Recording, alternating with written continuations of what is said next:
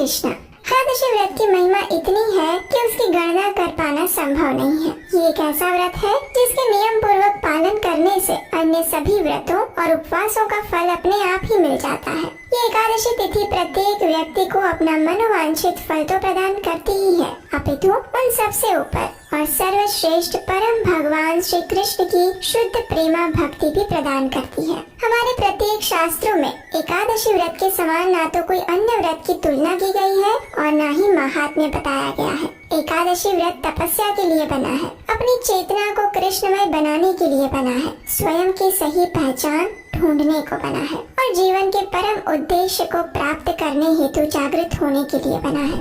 ऐसे ही परम पावनी एकादशी का नाम है शर्तिला एकादशी और इस बार ये एकादशी आ रही है 6 फरवरी 2024 मंगलवार के दिन। इस दिन उत्तर भारत के समय अनुसार ब्रह्म मुहूर्त का समय है प्रातः 5:40 पर और सूर्योदय होगा 7:16 पर। शर्तिला एकादशी प्रारंभ हो रही है एक दिन पहले यानी 5 फरवरी शाम 5:24 से और पूरी होगी 6 फरवरी शाम 4:07 पर। अगले दिन द्वादशी पर यानी 7 फरवरी 2024 बुधवार को इस एकादशी व्रत का पारण करने का समय रहेगा प्रातः 7:15 से लेकर 10:52 के बीच में। एकादशी के दिन प्रत्येक व्यक्ति को अपनी शारीरिक क्षमता अनुसार उपवास अवश्य करना चाहिए। शर्तिला एकादशी पर तिल का दान देना, तिल का सेवन करना, तिल के तेल का लेपन या फिर स्नान करना, तिल डाला हुआ जल पीना, तिल का हवन करना इत्यादि का विशेष महत्व है। इस एकादशी के विषय में कहा गया है कि जो भी व्यक्ति इस शर्तिला एकादशी के दिन तिल का दान देता है वो हजारों वर्षों तक स्वर्ग में वास करता है।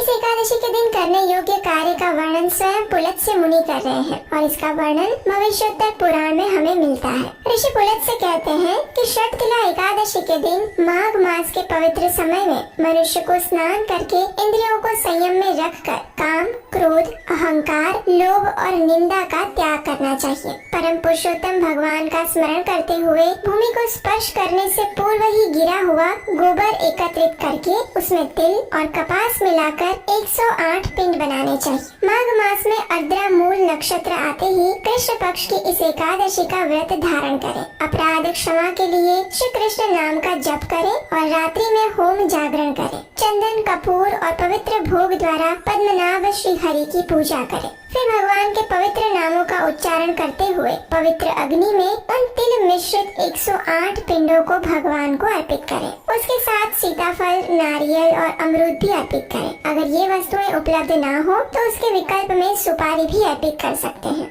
इस शर्तिला एकादशी का महात्म्य बताते हुए पुलत्स्य ऋषि ने कहा कि जो भी मनुष्य इस अद्भुत शर्तिला एकादशी व्रत का नियम और श्रद्धा पूर्वक पालन करता है वह सभी प्रकार के पाप, दरिद्रता, शारीरिक, मानसिक, भौतिक, सामाजिक दुर्भाग्य और अपशकुन से मुक्त हो जाता है। इस व्रत के पालन से हुए दान, यज्ञ और तिल सेवन के परिणाम स्वरूप व्यक्ति पूर्व जन्मों के सभी पापों से मुक्त होकर आध्यात्मिक जगत में लौट जाता है।